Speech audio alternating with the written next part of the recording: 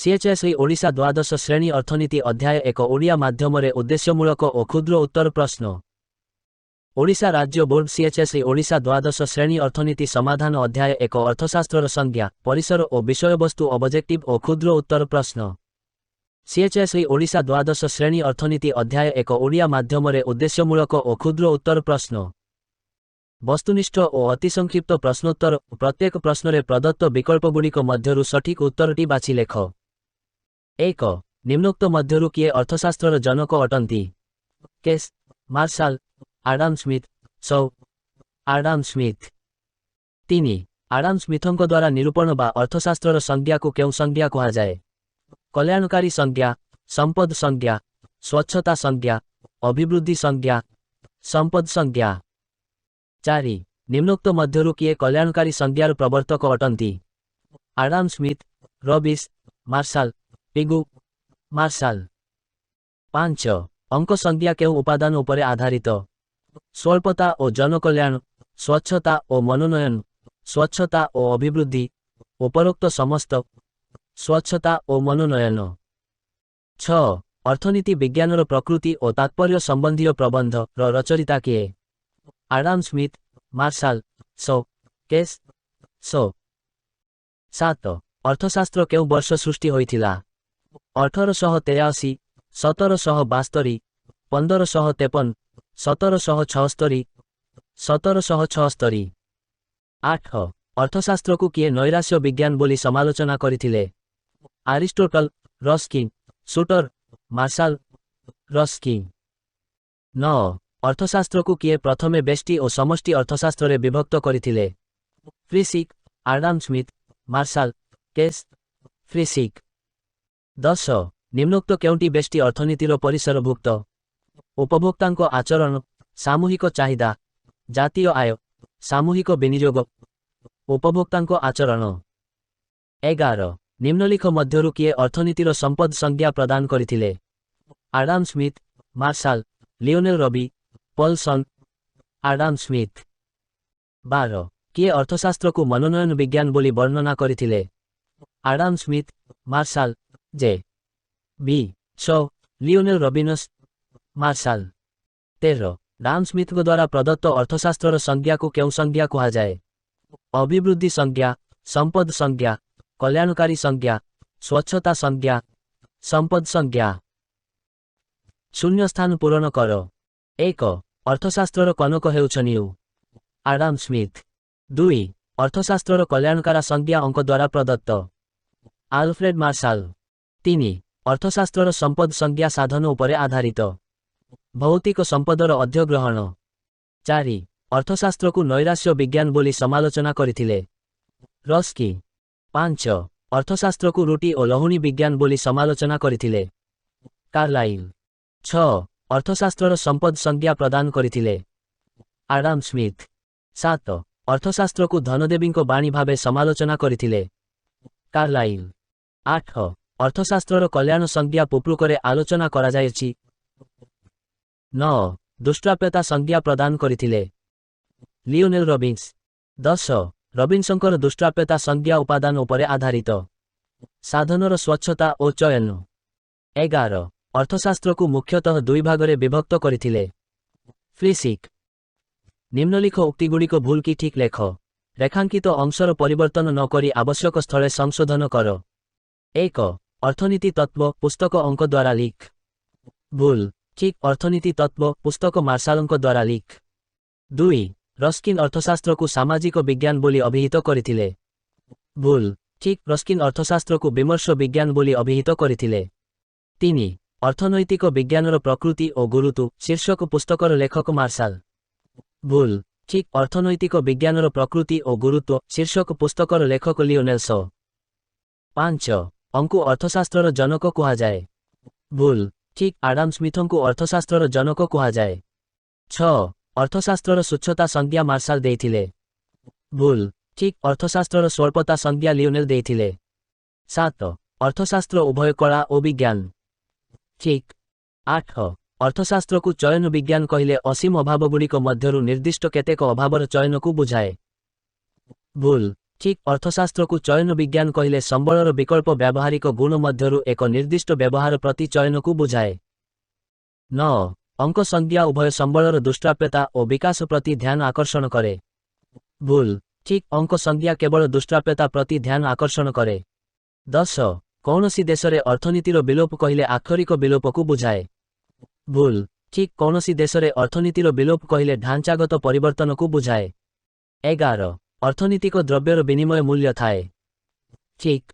12 अर्थनीतिक द्रव्यर जोगाण सर्वदा स्वच्छ। ठीक। 13 संबल सीमित होइथबारु अभावगुड़िक परिपूरक होइथा अंति। ठीक। गोटिए वाक्यरे उत्तर दियो। 1 आल्फ्रेड मार्शाल अर्थशास्त्रर की प्रकार संज्ञा प्रदान करिथिले। मार्शाल अर्थशास्त्रर कल्याणकारी संज्ञा प्रदान करिथिले। 2 अर्थनैतिक समस्या हेउछि निर्वाचन समस्या एहा किए कहिथिले। अर्थनैतिक समस्या हेउछि निर्वाचन समस्या एहा लियोनेल कहिथिले। 3 केउ अर्थनीतिज्ञ अर्थशास्त्र को भौतिक कल्याणर विज्ञान बोली अभिहित करिथिले। अध्यापक मार्शाल अर्थशास्त्र को भौतिक कल्याणर विज्ञान बोली अभिहित करिथिले।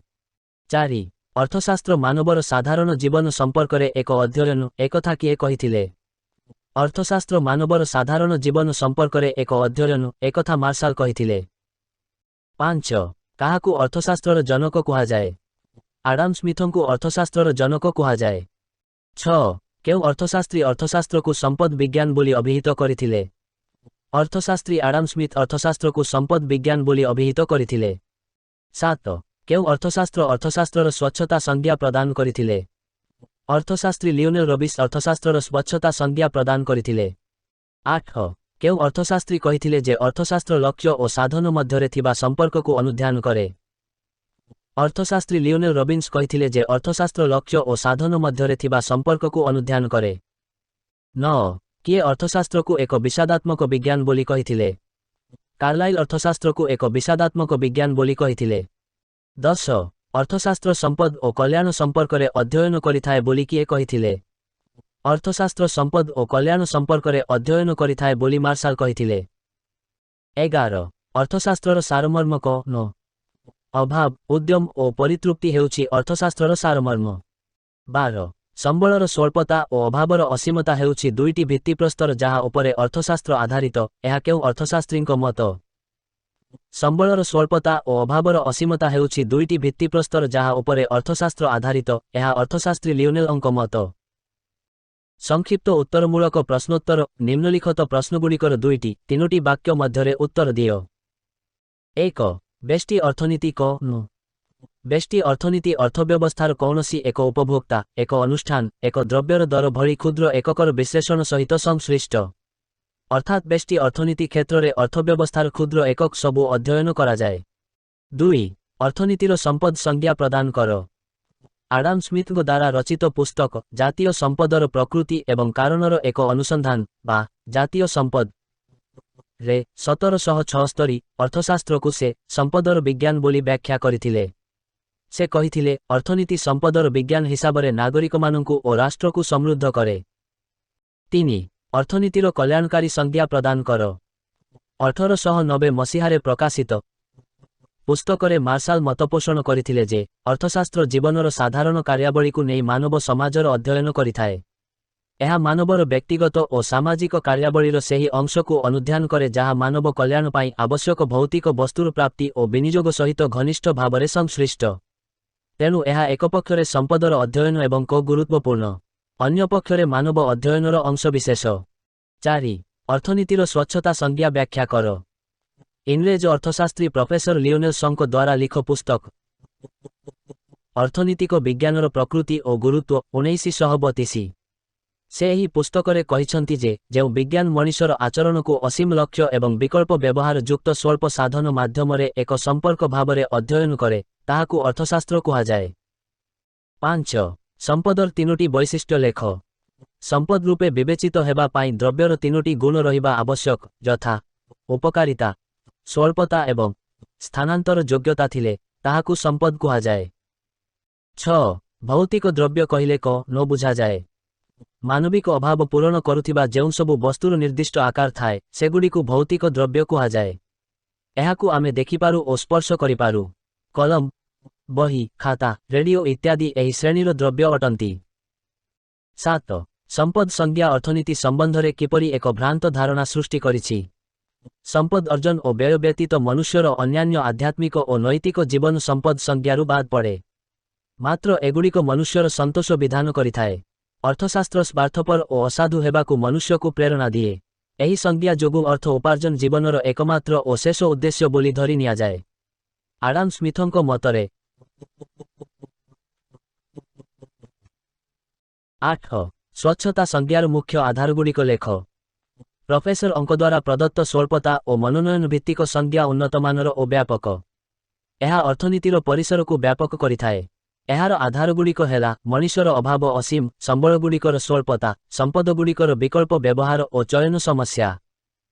9. ଆଡାମ ସ୍ମିଥଙ୍କ ସଂଜ୍ଞାରେ ଅର୍ଥନୀତି କିପରି ବାସ୍ତବତାଠାରୁ ଦୂରେଇ ଯାଇଥାଏ। ସଂଜ୍ଞା ସମ୍ପଦ ଉପରେ ଗୁରୁତ୍ୱ ଆରୋପ କରିଥିବା ବେଳେ ମାନବ କଲ୍ୟାଣକୁ ଆଲୋଚନାର ପରିସର ମଧ୍ୟକୁ ଆଣି ନଥାଏ, ଯାହାକି ଅତ୍ୟନ୍ତ ଅବାସ୍ତବ ଅଟେ। ବାସ୍ତବତା ଏହି ଯେ ଧନ ଅର୍ଜନ କରିବା ମନୁଷ୍ୟର ଅନ୍ତିମ ଲକ୍ଷ୍ୟ ନୁହେଁ, କାରଣ ସମ୍ପଦ ଲକ୍ଷ୍ୟ ନୁହେଁ। ଏହା ଲକ୍ଷ୍ୟ ସାଧନର ଏକ ମାଧ୍ୟମ ମାତ୍ର। ଏହା କଲ୍ୟାଣ ବୃଦ୍ଧିରେ ମନୁଷ୍ୟକୁ କେବଳ ସହାୟତା କରେ। ସୁତରାଂ ସମ୍ପଦ ଉପରେ ଗୁରୁତ୍ୱ ଦେଇ ମାନବ କଲ୍ୟାଣକୁ ସମ୍ପୂର୍ଣ୍ଣ ଭାବେ ଉପେକ୍ଷିତ କରିବା ଦ୍ୱାରା ଅର୍ଥନୈତିକ ବାସ୍ତବତାଠାରୁ ଦୂରେଇ ଯାଇଥାଏ। 10. ଅଙ୍କ ସଂଜ୍ଞା ଅର୍ଥନୈତିକ କାର୍ଯ୍ୟାବଳୀର ସାମାଜିକ ଦିଗକୁ କିପରି ଅବହେଳା କରୁଛି। ଅଙ୍କ ସଂଜ୍ଞା ଅର୍ଥଶାସ୍ତ୍ରକୁ ଏକ ନିରପେକ୍ଷ ବିଜ୍ଞାନରେ ପରିଣତ କରିଦେଇଛି, ଯାହାଫଳରେ ଅର୍ଥଶାସ୍ତ୍ରୀମାନେ କେବଳ ସମସ୍ୟାର ବିଶ୍ଳେଷଣ କରିପାରୁଛନ୍ତି। ଉଦାହରଣ ସ୍ୱରୂପ, ଅର୍ଥନୀତିଜ୍ଞମାନେ ଦେଶର ଦରଦାମ ବୃଦ୍ଧିର କାରଣ ବିଶ୍ଳେଷଣ କରିପାରୁଛନ୍ତି। ଏହାର ନିରାକରଣ ନିମିତ୍ତ ମାର୍ଗ ସୂଚାଇ ପାରୁଛନ୍ତି, କିନ୍ତୁ କେଉଁ ମାର୍ଗଟି ଉତ୍କୃଷ୍ଟ ହେବ ତାହା ସେମାନେ ନିର୍ଦ୍ଧାରଣ କରୁନାହାନ୍ତି। ମାତ୍ର ଏପରି ହେବା ଉଚିତ ନୁହେଁ। ସେଥିପାଇଁ ଅଧ୍ୟାପକ ପିଗୁ ମତବ୍ୟକ୍ତ କରିଛନ୍ତି ଯେ ଅର୍ଥଶାସ୍ତ୍ର କେବଳ ଆଲୋକ ସମ୍ପାଦକ ନ ହୋଇ ଫଳପ୍ରଦାୟୀ ହେବା ଉଚିତ। 11. ଅର୍ଥଶାସ୍ତ୍ରର ଚୟନ ସଂଜ୍ଞା କହିଲେ ନ ବୁଝ।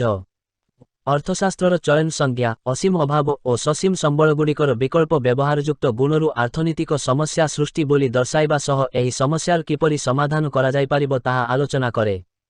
ସମସ୍ୟାର ସମାଧାନ ଲାଗି ପ୍ରଥମେ ଗୁରୁତ୍ୱବିବେକ ଅଭାବଗୁଡ଼ିକୁ କ୍ରମିକ ଉପସ୍ଥାପନା କରାଯାଇ ଉପଲବ୍ଧ ସମ୍ବଳକୁ ନେଇ ଯଥାସମ୍ଭବ ଅଭାବଗୁଡ଼ିକୁ ପୂରଣ କରାଯିବା ଆବଶ୍ୟକ। ତେଣୁ ଏହା ଏକ ଗୁରୁତ୍ୱପୂର୍ଣ୍ଣ ଓ ଉପାଦେୟ ସଂଜ୍ଞା ଅଟେ। 12. ଅର୍ଥଶାସ୍ତ୍ରକୁ ସମ୍ପଦ ବିଜ୍ଞାନ ସଂଜ୍ଞା କିଏ ଓ କେବେ ପ୍ରଦାନ କରିଥିଲେ। ଆଡାମ ସ୍ମିଥଙ୍କ ଦ୍ୱାରା ରଚିତ ପୁସ୍ତକ ଜାତୀୟ ସମ୍ପଦର ପ୍ରକୃତି ଏବଂ କାରଣର ଏକ ଅନୁସନ୍ଧାନ ବା ଜାତିର ସମ୍ପଦରେ 1776 ଅର୍ଥଶାସ୍ତ୍ରକୁ ସମ୍ପଦର ବିଜ୍ଞାନ ବୋଲି ବ୍ୟାଖ୍ୟା କରିଥିଲେ। ସେ କହିଥିଲେ, ଅର୍ଥନୀତି ସମ୍ପଦର ବିଜ୍ଞାନ ହିସାବରେ ନାଗରିକମାନଙ୍କୁ ଓ ରାଷ୍ଟ୍ରକୁ ସମୃଦ୍ଧ କରେ। 5ଟି 6ଟି ବାକ୍ୟରେ ନିମ୍ନଲିଖୁ ପ୍ରଶ୍ନଗୁଡ଼ିକର ଉତ୍ତର ଦିଅ। 1. ଅର୍ଥଶାସ୍ତ୍ର ଏକ ଚୟନ ବିଜ୍ଞାନ କିପରି। ଅର୍ଥଶାସ୍ତ୍ର ପ୍ରତ୍ୟେକ ଚୟନ ବା ପସନ୍ଦମୂଳକ କାର୍ଯ୍ୟାବଳୀ ସହିତ ସମ୍ପୃକ୍ତ। ମାନବୀୟ ଅଭାବ କେବଳ ଅସୀମ ଏବଂ ସୀମିତ ସମ୍ବଳ ଦ୍ୱାରା ଅର୍ଥନୈତିକ ସମସ୍ୟାର ସୃଷ୍ଟି ହୋଇନଥାଏ। ଏହାକୁ ଅସୀମ ଅଭାବ, ସୀମିତ ସମ୍ବଳ ଓ ସମ୍ବଳର ବିନିଯୋଗକୁ ଦୃଷ୍ଟିରେ ରଖ ଅଭାବଗୁଡ଼ିକୁ ଗୁରୁତ୍ୱ ଅନୁସାରେ ବିଭକ୍ତ କରାଯାଏ। ଏଠାରେ ଏକ ଅର୍ଥନୈତିକ ସମସ୍ୟା ସୃଷ୍ଟି ହୁଏ, ଅର୍ଥାତ୍ କେଉଁ ଦ୍ରବ୍ୟରୁ କେତେ ପରିମାଣ ଓ କେଉଁ ବାବଦରେ ବିନିଯୋଗ କରାଯିବ ଇତ୍ୟାଦି। ଏଣୁ ମଣିଷ ଦବନ୍ଦରେ ପଡ଼େ, ତାକୁ ଅର୍ଥନୈତିକ ନିଷ୍ପତ୍ତି ନେବାକୁ ପଡ଼େ। ତେଣୁ ଜଣେ ଅର୍ଥନୈତିକ ମାନବକୁ ଏକ ଯୁକ୍ତିସିଦ୍ଧ ମାନବ ବୋଲି ଆଖ୍ୟା ଦିଆଯାଏ। ତାର ଯୁକ୍ତିଯୁକ୍ତ ବିଚାରଧାରା, ରୁଚି, ପସନ୍ଦ ଓ ଉପଯୁକ୍ତ ଚୟନ ଏଥିରେ ସହାୟକ ହୋଇଥାଏ। ଏଥିପାଇଁ ଅର୍ଥନୀତିକୁ ଏକ ଚୟନ ବିଜ୍ଞାନ ବୋଲି କୁହାଯାଏ। 2. ସମ୍ପଦ ସଂଜ୍ଞାରେ ଅର୍ଥଶାସ୍ତ୍ରକୁ କାହିଁକି ବିମର୍ଶ ବିଜ୍ଞାନ କୁହାଯାଏ। ସମ୍ପଦ ସଂଜ୍ଞାରେ ଅର୍ଥଶାସ୍ତ୍ର କେବଳ ଭୌତିକ ଉନ୍ନତି ବିଷୟ ଆଲୋଚନା କରେ। ସମ୍ପଦ ଅର୍ଜନ ହିଁ ମନୁଷ୍ୟ ଜୀବନର ଏକମାତ୍ର ଲକ୍ଷ୍ୟ। ଧନର ଆଗମନ ପାଇଁ ବ୍ୟକ୍ତି ସର୍ବଦା ଚିନ୍ତିତ। ସେଥିପାଇଁ ସେ ସ୍ୱାର୍ଥପର ହୋଇଯାଏ। ଜୀବନର ସବୁ ସମୟରେ ଭୌତିକ ବସ୍ତୁ ସଂଗ୍ରହରେ ଲାଗିପଡ଼େ। ମନୁଷ୍ୟ ଯେ ଏକ ସାମାଜିକ ପ୍ରାଣୀ, ନିଜେ ସ୍ନେହ, ପ୍ରେମ ଓ କରୁଣାର ଏକ ଆଧାର, ତାହା ଭୁଲିଯାଇ ସେ ସମ୍ପଦ ପଛରେ ଗୋଡ଼ାଏ। ସମ୍ପଦ ପାଇଲେ ଖୁସି ହୁଏ, ଦୁଃଖ ପାଏ। ସେଥିପାଇଁ କାର୍ଲାଇଲ୍ ଅର୍ଥଶାସ୍ତ୍ରକୁ ଏକ ନିକୃଷ୍ଟ କିମ୍ବା ବିମର୍ଶ ବିଜ୍ଞାନ ବୋଲି ସମାଲୋଚନା କରିଛନ୍ତି। 3. କଲ୍ୟାଣକାରୀ ସଂଜ୍ଞା କେବଳ ଭୌତିକ କଲ୍ୟାଣ ଅଧ୍ୟୟନ କରେ, ବୁଝାଅ। ଯେକୌଣସି ଉପାୟରେ ସମ୍ପଦ ବୃଦ୍ଧି କରିବା ଅର୍ଥଶାସ୍ତ୍ରର ଲକ୍ଷ୍ୟ ନୁହେଁ, ବରଂ ମାନବର କଲ୍ୟାଣ ବୃଦ୍ଧି କରିବା ଏହାର ମୂଳ ଲକ୍ଷ୍ୟ ଅଟେ। ଅଙ୍କ ମତରେ ସମ୍ପଦ ନିମିତ୍ତ ମାତ୍ର, ମାନବ କଲ୍ୟାଣ ଶେଷ ଲକ୍ଷ୍ୟ। ସମ୍ପଦର ଅଧ୍ୟୟନ ମାଧ୍ୟମରେ ମାନବ କଲ୍ୟାଣର ଧାରଣା କରାଯାଇପାରେ, କିନ୍ତୁ ଅଭୌତିକ କଲ୍ୟାଣ ଯଥା ଡାକ୍ତର, ଅଧ୍ୟାପକ ଓ ସେବିକାଙ୍କ ସେବା ଇତ୍ୟାଦିକୁ ମାର୍ଶାଲ ବିଚାରକୁ ନେଇନାହାନ୍ତି। ଫଳରେ ଅର୍ଥନୀତିର ପରିସର ସଂକୁଚିତ ହୋଇଯାଇଛି। 4. ଅଙ୍କ ସଂଜ୍ଞା କିପରି କଲ୍ୟାଣ ସହିତ ସମ୍ପୃକ୍ତ। ମାର୍ଶାଲଙ୍କ କଲ୍ୟାଣକାରୀ ସଂଜ୍ଞାକୁ ରବିଶ ପସନ୍ଦ ନ କରି ଦୃଢ଼ ଭାବରେ ସମାଲୋଚନା କରିଥିଲେ, କିନ୍ତୁ ପ୍ରଚ୍ଛନ୍ନ ଭାବରେ ତାଙ୍କ ପ୍ରଦତ୍ତ ଅର୍ଥନୀତିର ସଂଜ୍ଞାରେ ସେହି ମାନବୀୟ କଲ୍ୟାଣର ଆଭାସ ମିଳୁଅଛି। ତାଙ୍କ ମତରେ ମନୁଷ୍ୟର ଅଭାବ ଅସୀମ ଓ ସମ୍ବଳ ସସୀମ ଅଟେ, ତେଣୁ ତାକୁ ସମ୍ବଳର ଉପଯୁକ୍ତ ବଣ୍ଟନ କରିବାକୁ ପଡ଼ୁଛି, ଯଦ୍ୱାରା ସେ ପରିତୃପ୍ତି ବା କଲ୍ୟାଣ ପାଇପାରିବ। ଏହି କଲ୍ୟାଣ ପାଇବା ନିମିତ୍ତ ସେ ଜରୁରୀ ଅଭାବଗୁଡ଼ିକୁ ସ୍ଥିର କରୁଛି ଏବଂ ତଦନୁସାରେ ତାର ପରିପୂରଣ କରୁଛି। ତେଣୁ ବାସ୍ତବରେ ପ୍ରଚ୍ଛନ୍ନ ଭାବରେ ମାନବୀୟ କଲ୍ୟାଣ ଅଙ୍କ ସଂଜ୍ଞାରେ ଅନ୍ତର୍ନିହିତ ଅଛି। 5. ଅର୍ଥନୀତି ମାନବ ବିଜ୍ଞାନ ଅପେକ୍ଷା ସମାଜ ବିଜ୍ଞାନ ଭାବରେ ଅଦ୍ଭକ ଆଦୃତ। ବୁଝାଅ। ଏକ ସମାଜବାଦୀ ରାଷ୍ଟ୍ରରେ ବ୍ୟକ୍ତିଗତ ଅଭିରୁଚିଠାରୁ ସାମୂହିକ ଅଭିରୁଚିକୁ ପ୍ରାଧାନ୍ୟ ଦିଆଯାଇଥାଏ। ରାଷ୍ଟ୍ର ନିଜ ଦାୟିତ୍ୱରେ ସମସ୍ତ ଅତ୍ୟାବଶ୍ୟକୀୟ ଦ୍ରବ୍ୟର ଉତ୍ପାଦନ କରିଥାଏ ଏବଂ ବ୍ୟକ୍ତିର ଆବଶ୍ୟକତାକୁ ଲକ୍ଷ୍ୟ କରି ବଣ୍ଟନ ବ୍ୟବସ୍ଥା ମଧ୍ୟ କରିଥାଏ। ତେଣୁ ଏଭଳି ଅର୍ଥବ୍ୟବସ୍ଥାରେ ବ୍ୟକ୍ତିଗତ ସିଦ୍ଧାନ୍ତର ଆବଶ୍ୟକତା ରହେ ନାହିଁ। ଯୋଜନାକାରୀଗଣ ଏହି ସିଦ୍ଧାନ୍ତ ଗ୍ରହଣ କରିଥାନ୍ତି। ତେଣୁ ଏଭଳି କ୍ଷେତ୍ରରେ ଅଙ୍କ ଅର୍ଥନୀତିର ସଂଜ୍ଞା ଗ୍ରହଣୀୟ ନୁହେଁ। ସେଥିପାଇଁ ଯଥାର୍ଥରେ କୁହାଯାଏ, ସ୍ୱଳ୍ପ ସମ୍ବଳର ପରିଚାଳନା ସହିତ ସମ୍ପୃକ୍ତ ଏହା ଏକ ସାମାଜିକ ବିଜ୍ଞାନ ଅଟେ। 6. ଅତ୍ୟାବଶ୍ୟକ ଅଭାବ କଣ? ଜୀବନଧାରଣ ପାଇଁ ଯେଉଁ ଅଭାବର ପରିତୃପ୍ତି ନିତାନ୍ତ ଆବଶ୍ୟକ ତାହାକୁ ଅତ୍ୟାବଶ୍ୟକ ଅଭାବ କୁହାଯାଏ। ଏହି ଅତ୍ୟାବଶ୍ୟକୀୟ ଅଭାବ ଯଥା ଖାଦ୍ୟ, ବସ୍ତ୍ର ଓ ବାସଗୃହ ପୂରଣ ନ କଲେ ମନୁଷ୍ୟ ବଞ୍ଚିପାରିବ ନାହିଁ। ତେଣୁ ପ୍ରତ୍ୟେକ ମନୁଷ୍ୟ ପ୍ରଥମେ ଏହି ଅତ୍ୟାବଶ୍ୟକୀୟ ଅଭାବ ପୂରଣ କରିବାକୁ ଚେଷ୍ଟା କରେ। 7. ନିକୃଷ୍ଟ ଦ୍ରବ୍ୟ କହିଲେ କଣ ବୁଝ? ନିକୃଷ୍ଟ ଦ୍ରବ୍ୟ ବା ଗିପେନ୍ ଦ୍ରବ୍ୟ କ୍ଷେତ୍ରରେ ଚାହିଦା ସୂତ୍ରର ବ୍ୟତିକ୍ରମ ଦେଖାଯାଏ। ଯେଉଁସବୁ ଦ୍ରବ୍ୟର ଚାହିଦା ଆୟ ବୃଦ୍ଧି ଯୋଗୁଁ ହ୍ରାସ ହୁଏ ସେଗୁଡ଼ିକୁ ନିକୃଷ୍ଟ ଦ୍ରବ୍ୟ କୁହାଯାଏ। ସାଧାରଣତଃ ଭାତ, ଆଳୁ ଓ ଅଟା ପରି ଖାଦ୍ୟଦ୍ରବ୍ୟ ଯାହା ଅଧିକାଂଶ ଲୋକଙ୍କର ଖାଦ୍ୟ ହୋଇଥାଏ ତାହାକୁ ନିକୃଷ୍ଟ ଦ୍ରବ୍ୟ କହନ୍ତି। 8. ଅର୍ଥନୀତି ନିରପେକ୍ଷ ହୋଇ ନ ପାରେ। ବୁଝାଅ। ଅଙ୍କ ସଂଜ୍ଞାରେ ସ୍ୱବିରୋଧୀ ଭାବ ଲକ୍ଷ୍ୟ କରାଯାଏ। ତାଙ୍କ ମତାନୁସାରେ ଅର୍ଥନୀତି ମାନବୀୟ ଲକ୍ଷ୍ୟ ବିଷୟରେ ନିରପେକ୍ଷ। କିନ୍ତୁ ପୁଣି ସେ ମତ ଦିଅନ୍ତି, ଅର୍ଥନୀତି ଏକ ଚୟନ ବିଜ୍ଞାନ ଅର୍ଥାତ୍ ମନୁଷ୍ୟ ବିଭିନ୍ନ ଲକ୍ଷ୍ୟମାନଙ୍କ ମଧ୍ୟରୁ ଜରୁରୀ ଏବଂ ପ୍ରୟୋଜନୀୟ ଲକ୍ଷ୍ୟକୁ ନିର୍ବାଚନ କରି ତାର ପରିପୂରଣ କରିବ ଯେହେତୁ ତା ପାଖରେ ସମ୍ବଳ ସୀମିତ। ତେଣୁ ଉପରୋକ୍ତ ଦୁଇଟିଯାକ ମତ ପରସ୍ପର ବିରୋଧୀ। ଅଭାବ ବା ଲକ୍ଷ୍ୟର ଆପେକ୍ଷିକ ଗୁରୁତ୍ୱ ଉପଲବ୍ଧ ନ ହେଲେ ସୀମିତ ସମ୍ବଳର ଉପଯୁକ୍ତ ବିଭାଜନ ସମ୍ଭବପର ନୁହେଁ। ତେଣୁ ବାସ୍ତବରେ ଅର୍ଥନୀତି କଦାପି ନିରପେକ୍ଷ ହୋଇପାରିବ ନାହିଁ। ସମାଜର କଲ୍ୟାଣ ଓ ପ୍ରଗତି ପାଇଁ କେଉଁଟା ଭଲ ବା ମନ୍ଦ, ସେଥିପାଇଁ ସେ ନିର୍ଦ୍ଦିଷ୍ଟ ମତ ପୋଷଣ କରିବା ଆବଶ୍ୟକ। 9. ଅର୍ଥଶାସ୍ତ୍ର ଏକ ମନୋନୟନ ବିଜ୍ଞାନ। କିପରି? ଅର୍ଥଶାସ୍ତ୍ର ସମସ୍ତ ମନୋନୟନ ବା ପସନ୍ଦମୂଳକ କାର୍ଯ୍ୟାବଳୀ ସହିତ ସମ୍ପୃକ୍ତ। କେବଳ ଅସୀମ ଅଭାବ ଏବଂ ସୀମିତ ସମ୍ବଳ ଯୋଗୁଁ ଅର୍ଥନୈତିକ ସମସ୍ୟାର ସୃଷ୍ଟି ହୁଏ ନାହିଁ। ସୀମିତ ସମ୍ବଳ, ଅସୀମ ଅଭାବ ଓ ସମ୍ବଳର ବିକଳ୍ପ ବ୍ୟବହାରକୁ ଦୃଷ୍ଟିରେ ରଖି ଅଭାବଗୁଡ଼ିକୁ ଅଗ୍ରାଧ୍ୟାକାର ଭିଭିରେ ଶ୍ରେଣୀବିଭାଗ କରାଯାଏ। ଏଠାରେ ଏକ ଅର୍ଥନୈତିକ ସମସ୍ୟା ସୃଷ୍ଟି ହୁଏ, ଅର୍ଥାତ୍ କେଉଁ ଦ୍ରବ୍ୟରୁ କେତେ ଏବଂ କେଉଁ ବାବଦରେ ବିନିଯୋଗ କରାଯିବ ଇତ୍ୟାଦି ପାଇଁ ମନୁଷ୍ୟ ଦବନ୍ଦରେ ପଡ଼େ। ତାକୁ ଅର୍ଥନୈତିକ ନିଷ୍ପତ୍ତି ନେବାକୁ ପଡ଼େ। ତେଣୁ ଜଣେ ଅର୍ଥନୈତିକ ମାନବକୁ ଏକ ଯୁକ୍ତିସିଦ୍ଧ ମାନବ ବୋଲି ବିବେଚନା କରାଯାଏ। ତାର ଯୁକ୍ତିଯୁକ୍ତ ବିଚାରଧାରା, ପସନ୍ଦ, ରୁଚି ଓ ଉପଯୁକ୍ତ ମନୋନୟନ ଏଥିରେ ସହାୟକ ହୋଇଥାଏ। ସେଥିଯୋଗୁଁ ଅର୍ଥନୀତିକୁ ଏକ ମନୋନୟନ ବିଜ୍ଞାନ ବୋଲି କୁହାଯାଏ। 10. ସ୍ୱଳ୍ପତା ସଂଜ୍ଞା କଣ? ଅଙ୍କ ସଂଜ୍ଞା ବହୁଦିନ ଧରି ଅର୍ଥଶାସ୍ତ୍ରୀମାନଙ୍କ ଦ୍ୱାରା ଆଦୃତ ହୋଇ ଆସୁଥିଲା, କିନ୍ତୁ 1932 ମସିହାରେ ପ୍ରକାଶିତ ଅର୍ଥନୈତିକ ବିଜ୍ଞାନର ପ୍ରକୃତି ଓ ଗୁରୁତ୍ୱ ପୁସ୍ତକରେ ଅଧ୍ୟାପକ ଲିଓନେଲ ଶ ଏହି ସଂଜ୍ଞାର ତୀବ୍ର ସମାଲୋଚନା କରି ଏକ ନୂତନ ସଂଜ୍ଞାର ଅବତାରଣା କରିଅଛନ୍ତି। ରେ ସେ ଅର୍ଥନୀତିର ଅନ୍ୟ ଏକ ଭିନ୍ନ ସଂଜ୍ଞା ପ୍ରକରଣ କରିଛନ୍ତି। ଏହା ଅର୍ଥଶାସ୍ତ୍ରର ମୌଳିକ ସମସ୍ୟାବଳୀ ଉପରେ ଆଲୋକପାତ କରିଅଛି। ଏହା ସ୍ୱଳ୍ପତା ସଂଜ୍ଞା ରୂପେ ପରିଚିତ। ଏହା ଏକ ସମ୍ପୂର୍ଣ୍ଣ ନୂତନ ଧରଣର ସଂଜ୍ଞା। ତାଙ୍କ ମତରେ ଯେଉଁ ବିଜ୍ଞାନ ମନୁଷ୍ୟର ଆଚରଣକୁ ଅସୀମ ଲକ୍ଷ୍ୟ ଓ ବିକଳ୍ପ ବ୍ୟବହାରକ୍ଷମ ସୀମିତ ସମ୍ବଳର ସମ୍ପର୍କ ଭାବେ ଅଧ୍ୟୟନ କରେ, ତାହାକୁ ଅର୍ଥଶାସ୍ତ୍ର କୁହାଯାଏ। 11. କଲ୍ୟାଣକାରୀ ସଂଜ୍ଞା ମାନବୀୟ କାର୍ଯ୍ୟାବଳୀର ଅଧ୍ୟୟନ କରେ। ବୁଝାଅ। ଅର୍ଥନୀତି ମାନବର କାର୍ଯ୍ୟାବଳୀ ଅଧ୍ୟୟନ କରେ। ମନୁଷ୍ୟ ଏକ ସାମାଜିକ ପ୍ରାଣୀ। ସେ ସମାଜରେ ବାସ କରେ। ତାର ଅଭାବ ଅଛି ଏବଂ ଅଭାବ ପୂରଣ ପାଇଁ ପ୍ରଚେଷ୍ଟା ମଧ୍ୟ ଅଛି। ତେଣୁ ଅଭାବ, ପ୍ରଚେଷ୍ଟା ଓ ପରିତୃପ୍ତି ଅର୍ଥଶାସ୍ତ୍ରର ପରିସରଭୁକ୍ତ। ଦୈନନ୍ଦିନ ଜୀବନକୁ କେନ୍ଦ୍ର କରି ସମ୍ପଦର ଆୟ ଓ ବ୍ୟୟ ବିଷୟ ଉପରେ ଅର୍ଥଶାସ୍ତ୍ର ଆଲୋକପାତ କରିଥାଏ। 12. କଲ୍ୟାଣକାରୀ ସଂଜ୍ଞା ସାମାଜିକ ମାନବ ବିଷୟରେ ଅଧ୍ୟୟନ କରେ। ସମ୍ପଦ ସଂଜ୍ଞାରେ ଆଡାମ ସ୍ମିଥ ଅର୍ଥନୈତିକ ମାନବ ବିଷୟରେ ଆଲୋଚନା କରିଥିଲେ। ଅର୍ଥନୈତିକ ମାନବ ବ୍ୟକ୍ତିକୈନ୍ଦ୍ରିକ ଓ ସ୍ୱାର୍ଥପର। ସେ କେବଳ ନିଜର ସ୍ୱାର୍ଥ ସାଧନ ପାଇଁ ସର୍ବଦା ବ୍ୟସ୍ତ। କିନ୍ତୁ ମାର୍ଶାଲ ଏହି ମତକୁ ଗ୍ରହଣ ନ କରି ମନୁଷ୍ୟ ଏକ ସାମାଜିକ ମାନବ ବୋଲି ଅଭିହିତ କରିଛନ୍ତି। ମନୁଷ୍ୟ ଏକ ସାମାଜିକ ପ୍ରାଣୀ। ସେଥିଯୋଗୁଁ ତାର ପରିବାର, ଆତ୍ମୀୟସ୍ୱଜନ ଓ ବନ୍ଧୁବାନ୍ଧବଙ୍କ ପ୍ରତି ସ୍ନେହ ଓ ମମତା ରହିଛି। ଅର୍ଥନୀତିକ ଏହିସବୁ ମାୟା ମମତାର ଅନୁଶୀଳନ କରେ। किंतु अंक संज्ञारे जेउमाने समाज सहित संपर्क रख नबे किंबा हिमालय गिरिकंदर तपस्या करुथिबे किंबा निर्जन द्वीपरे बास करुथिबे सेमाने अर्थनीति अध्ययन परिसर को आसी पारिबे नाही। 13 बेष्टी अर्थनीतिक कहिले क न बुझ। 1933 मसीहारे प्रोफेसर फ्रिसिक सर्वप्रथमे अर्थनीति को बेष्टी और समष्टि अर्थनीति नामरे दुई भागरे विभक्त करिथिले। बेष्टी बा ग्रीक शब्दरू उद्धृत अर्थ क्षुद्र। तेणु बेष्टी अर्थनीति कौनसी जणे उपभोक्ता, एक प्रतिष्ठान, एक बजार, एक द्रव्यर दाम इत्यादि संपर्करे अध्ययन करिथाए। एठारे आलोचनार परिसर क्षुद्र जहा समुदाय नुहे बरं एहा समुदायर एक अंश। बेष्टी अर्थनीति अर्थव्यवस्थारे आंशिक संतुलन निर्धारण करे यथा प्रतिष्ठानर संतुलन। 6टी वाक्य मध्यरे सीमित रक पार्थक्य दर्शाओ। 1 संपद संज्ञा और कल्याणकारी संज्ञा। आडाम स्मिथ संपद विभिरे अर्थनीतिर संज्ञा निरूपण करिथिले। तांकु अर्थशास्त्रर पिता भावरे विवेचना करा जाए। से कहिछंती अर्थनीति संपद विज्ञान हिसाबरे नागरिक को और राष्ट्र को समृद्ध करे। अर्थशास्त्र केवल भौतिक संपद उपार्जन को बुझाए। यह जणे व्यक्ति को अधिक संपद उपार्जन करिबार मार्ग देखाए।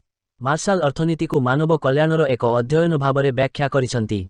से मत देइछंती अर्थशास्त्र मानव जीवनर साधारण कार्यकलाप को अध्ययन करिथाए। यह मानवर व्यक्तिगत और सामाजिक कार्यकलापर सेही अंश को अनुध्यान करे जहाँ मानव कल्याण पाई आवश्यक भौतिक द्रव्यर प्राप्ति और विनियोग सहित निबिड़ भावरे संश्लिष्ट। अर्थात अर्थशास्त्र भौतिक कल्याण सहित संपृक्त कार्यावली अध्ययन करे।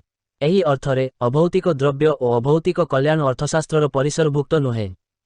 2 पार्थिव और अपार्थिव संपद। संपद कहिले अर्थशास्त्ररे यह विनिमय क्षमता संपन्न जेकोनसी द्रव्य को बुझाए। तेणु प्रत्येक द्रव्य संपद पदवाच्य नुहंती। प्रत्येक संपद गोटिए गोटिए द्रव्य। संपदर आकार पार्थिव बा अपार्थिव होई पारे। पार्थिव संपद कहिले सेही द्रव्य को बुझाए जहाँ आमको खाली आखुरे देखा जाए आमे ताकु स्पर्श करिपारिबा और माप मध्य करिपारिबा। मात्र अपार्थिव संपद कहिले यह सेही द्रव्य को बुझाए जहाँ आमे खाली आखिरे देखुरिबा नाही। एहाकु स्पर्श किंबा परिमाणरे प्रकाश करा जाई पारे नाही। उदाहरण स्वरूप कलम, बही, गाड़ी, चॉकलेट आदि पार्थिव सम्पद अटंती। किंतु शिक्षकंक शिक्षादान, डाक्तरंकर रोगी सेवा आदि अपार्थिव संपद। सेगुड़िकु सेवा कुहा जाए। 3 अर्थनैतिक मानव और स्वार्थपर मानव। स्मिथ मुक्त अर्थनीतिरे विश्वास करुथिले। तांकर संपद संज्ञा 2टी मौलिक सर्भ उपरे आधारित होइथिला। प्रथमे से विश्वास करुथुले जे प्रत्येक व्यक्ति निजर स्वार्थ साधन निमित्त कार्य करंती। द्वितीय व्यक्तिगत स्वार्थ और सामाजिक स्वार्थ मध्यरे कौनसी व्यवधान नाही। उभय परस्पर समान, मात्र यह एक भूल धारणा। व्यक्तिगत स्वार्थ और सामाजिक स्वार्थ परस्पर ठारू स्वतंत्र और समय समयरे परस्परर विरोधी। स्मिथंकर एही सर्व 2टी त्रुटिपूर्ण हेतु तांकर संज्ञा ग्रहणीय नुहे।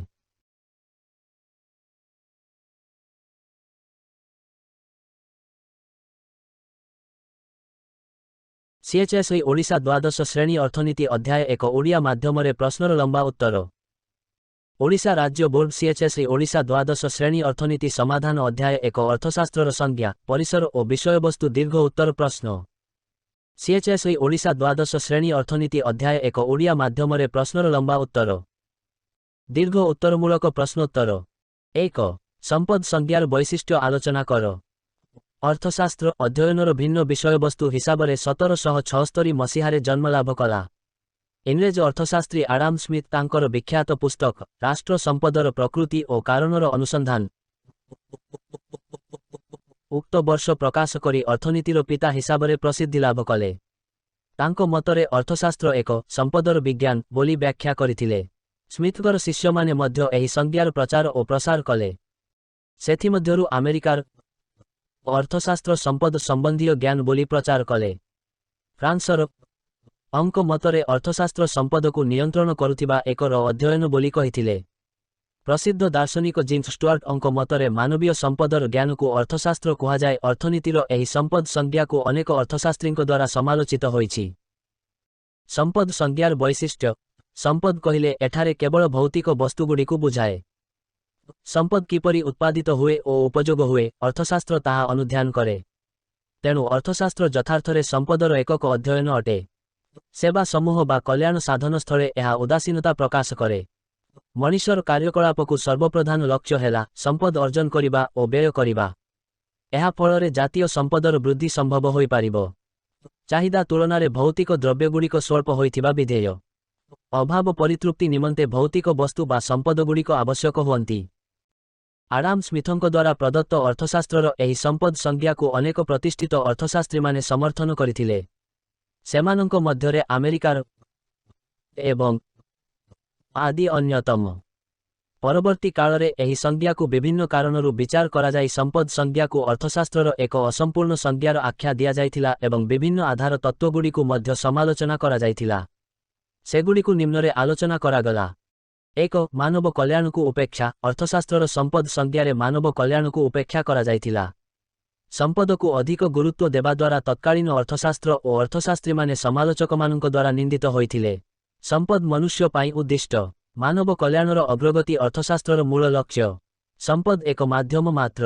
ସମ୍ପଦ ଉପରେ ଗୁରୁତ୍ୱ ଆରୋପ କରି ଅର୍ଥଶାସ୍ତ୍ରର ସମ୍ପଦ ସଂଜ୍ଞା ମାନବ ଓ ତା'ର କଲ୍ୟାଣ ସାଧନକୁ ଉପେକ୍ଷା କଲା। 2. ଅର୍ଥନୀତିକ ମାନବ ଶ୍ରେଣୀୟ ଅର୍ଥଶାସ୍ତ୍ରୀମାନେ ବିଶ୍ୱାସ କରୁଥିଲେ ଯେ ଅର୍ଥନୀତିକ ମାନବ ସର୍ବଦା ସ୍ୱାର୍ଥପର। ବ୍ୟକ୍ତିଗତ ସ୍ୱାର୍ଥସାଧନ ନିମିତ୍ତ ସେ ସର୍ବଦା ସମ୍ପଦ ଅର୍ଜନ ପାଇଁ ଚେଷ୍ଟା କରିଥାଏ। ବ୍ୟକ୍ତିଗତ ସ୍ୱାର୍ଥ ଓ ସାମାଜିକ ସ୍ୱାର୍ଥ ପରସ୍ପର ପରିପୂରକ। ମାତ୍ର ଏହା ସତ୍ୟର ଅପଳାପ କହିଲେ ଅତ୍ୟୁକ୍ତି ହେବ ନାହିଁ। ସମ୍ପଦ ଅର୍ଜନ ଓ ପରିବ୍ୟୟ ବେଳେ ବ୍ୟକ୍ତିଗତ ସ୍ୱାର୍ଥ ଓ ସାମାଜିକ ସ୍ୱାର୍ଥ ପରସ୍ପର ପରିପନ୍ଥୀ ହୋଇପାରନ୍ତି। ସୁତରାଂ ମାନବୀୟ ଆଚରଣର ତ୍ରୁଟିପୂର୍ଣ୍ଣ ବ୍ୟାଖ୍ୟା ପାଇଁ ଉକ୍ତ ସଂଜ୍ଞା ସମାଲୋଚକଙ୍କ ଦ୍ୱାରା ପ୍ରତ୍ୟାଖ୍ତ ହେଲା। 3. ସ୍ୱଚ୍ଛତା ଓ ଚୟନର ଉପେକ୍ଷା। ସମ୍ପଦ ସଂଜ୍ଞାରେ ସ୍ୱଳ୍ପତା ଓ ଚୟନକୁ ଉପେକ୍ଷା କରାଯାଇଛି। ମାତ୍ର ଆଧୁନିକ ଅର୍ଥଶାସ୍ତ୍ରୀମାନଙ୍କ ମତରେ ଅର୍ଥଶାସ୍ତ୍ର ମୁଖ୍ୟତଃ ସମ୍ପଦର ସ୍ୱଚ୍ଛତା ଓ ଚୟନ ବିଷୟରେ ଅଧ୍ୟୟନ କରିଥାଏ। 4. ସମ୍ପଦର ସଂକୀର୍ଣ୍ଣ ବ୍ୟାଖ୍ୟା। ଆଡାମ ସ୍ମିଥ୍ ଓ ତାଙ୍କର ଅନୁଗତମାନଙ୍କ ଦ୍ୱାରା ନିରୂପଣ ସଂଜ୍ଞା ସମ୍ପଦର ସଂକୀର୍ଣ୍ଣ ବ୍ୟାଖ୍ୟା ଉପରେ ପର୍ଯ୍ୟବସିତ ଥିଲା। କେବଳ ଭୌତିକ ଦ୍ରବ୍ୟଗୁଡ଼ିକ ସମ୍ପଦ ପଦବାଚ୍ୟ ହେଉଥିଲା। ଡାକ୍ତରଙ୍କ ସେବା, ଅଧ୍ୟାପକଙ୍କ ଅଧ୍ୟାପନା, ବୈଜ୍ଞାନିକଙ୍କ ଗବେଷଣା ଆଦି ଅଭୌତିକ ଦ୍ରବ୍ୟଗୁଡ଼ିକ ସମ୍ପଦ ପଦବାଚ୍ୟ ହେଉନଥିଲା। ସମ୍ପଦର ଏହି ସଂକୀର୍ଣ୍ଣ ବ୍ୟାଖ୍ୟା ଯୋଗୁଁ ଏହି ସଂଜ୍ଞା ପ୍ରତ୍ୟାଖ୍ୟାତ ହେଲା। 5. ବିମର୍ଷ ବିଜ୍ଞାନ। ସମ୍ପଦ ସଂଜ୍ଞାରୁ ଧାରଣା ସୃଷ୍ଟି ହେଲା ଯେ ସମ୍ପଦ ଅର୍ଜନ ହିଁ ମଣିଷର ଏକମାତ୍ର ଲକ୍ଷ୍ୟ। ପ୍ରତ୍ୟେକ ମଣିଷ କେବଳ ଲାଭକ୍ଷତି ଦରଦାମ ନେଇ ବ୍ୟସ୍ତ ବୋଲି ଏହି ସଂଜ୍ଞା ପ୍ରତିପାଦିତ କଲା। ସମ୍ପଦକୈନ୍ଦ୍ରିକ ମନୁଷ୍ୟ ସ୍ୱଭାବତଃ ସ୍ୱାର୍ଥପର ଓ ହୃଦୟହୀନ। ଯଦି ସମାଜରେ ଧନ ହିଁ ସବୁକିଛି ତାହେଲେ ମଣିଷର ସ୍ନେହ, ସେବା, ଭାବ ଆଦି ଉଚ୍ଚ ଆଦର୍ଶର ସ୍ଥାନ କାହିଁ? ଅନ୍ୟ ଅର୍ଥରେ କହିଲେ ଏହି ସଂଜ୍ଞାରୁ ସୃଷ୍ଟି ଜଣାଯାଉଛି ଯେ ଅର୍ଥାନ୍ୱେଷୀ, ସ୍ୱାର୍ଥପର ମନୁଷ୍ୟର କାର୍ଯ୍ୟକଳାପର ଆଲୋଚନା ହିଁ ଅର୍ଥଶାସ୍ତ୍ରର ବିଷୟବସ୍ତୁ। ମନୁଷ୍ୟକୁ ସ୍ୱାର୍ଥାନ୍ଧ ହେବା ପାଇଁ ପ୍ରେରଣା କରୁଥିବାରୁ ଓ ଉଚ୍ଚତର ଆଦର୍ଶ ବିଷୟରେ ନୀରବ ରହୁଥିବାରୁ ରସ୍କି ଅର୍ଥଶାସ୍ତ୍ରକୁ ଏକ ନୀଚ ଓ ବିମର୍ଷ ଶାସ୍ତ୍ର ବୋଲି ଅଭିହିତ କରିଥିଲେ। ଏହିସବୁ କାରଣରୁ ସମ୍ପଦ ସଂଜ୍ଞା ଆଧୁନିକ ଅର୍ଥଶାସ୍ତ୍ରୀ ମାନଙ୍କ ଦ୍ୱାରା ପ୍ରତ୍ୟାଖ୍ୟାତ ହୋଇଛି। ସେମାନଙ୍କ ପ୍ରଦତ୍ତ ସଂଜ୍ଞାରେ ମନୁଷ୍ୟ ଓ ତାହାର କାର୍ଯ୍ୟାବଳୀ ମୁଖ୍ୟ ଓ ସମ୍ପଦ ଗୌଣ ସ୍ଥାନ ଅଧିକାର କରିଛି। 2. ଅର୍ଥଶାସ୍ତ୍ର ଏକ ମନୋନୟନ ବିଜ୍ଞାନ। ଆଲୋଚନା କର। ଇଂରେଜ ଅର୍ଥଶାସ୍ତ୍ରୀ ପ୍ରଫେସର ଲିଓନେଲ ଶଙ୍କ ଦ୍ୱାରା ରଚିତ ପୁସ୍ତକ ଅର୍ଥନୀତିକ ବିଜ୍ଞାନର ପ୍ରକୃତି ଓ ଗୁରୁତ୍ୱ 1932 ମସିହାରେ ପ୍ରକାଶିତ ହେବା ପର୍ଯ୍ୟନ୍ତ ଅଙ୍କ ଦ୍ୱାରା ପ୍ରଦତ୍ତ କଲ୍ୟାଣକାରୀ ସଂଜ୍ଞା ସାଧାରଣତଃ ଅର୍ଥଶାସ୍ତ୍ରର ସଂଜ୍ଞା ରୂପେ ଗ୍ରହଣୀୟ ହୋଇଥିଲା।